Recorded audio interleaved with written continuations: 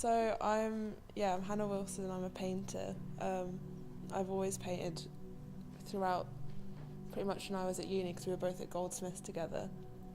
And they've always been from my imagination, just because when I try to do stuff of people or like of a specific image or something, I get really sort of caught up in it and kind of stressed out. But I want painting to be like a fun thing, because I've always been really into painting and think painting's really exciting, so I want it to be that for me as well. So yeah, I just paint funny girls. Yeah, I try not to think about them too much, so I don't really know what they're about specifically. I just kind of want them to, I think I always want to like see, because they always have different reactions from people, so I kind of want to see what it is that they kind of bring about, or can like not represent, what they can allude to potentially, whilst also being, I don't know, interesting. I don't know. Yeah.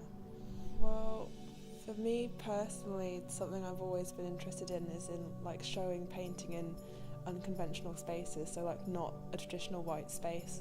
Or I've actually before a lot thought about showing work in like domestic spaces, or like with interesting kind of architecture. So I was interested in it from that perspective, because it's a bit more unconventional and not the standard kind of white cube type setup. And also it's just like a really nice space, like you've got the really high ceilings and you've got really great light, and it's just an interesting place to get to show work. I think there's not a lot of spaces like it, and it's a good part of like the community as well, I think, which I know we wanted to kind of be a part of it as well.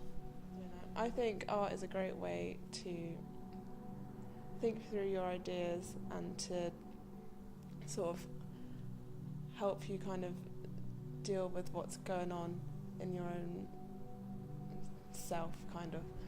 So like I do a lot of thinking through drawing, and kind of I know a lot of people who art kind of helps them to deal with their problems, or just kind of, I don't know, like I always just feel like I'm happiest when I'm painting, which is really corny, but it's what I've always wanted to do.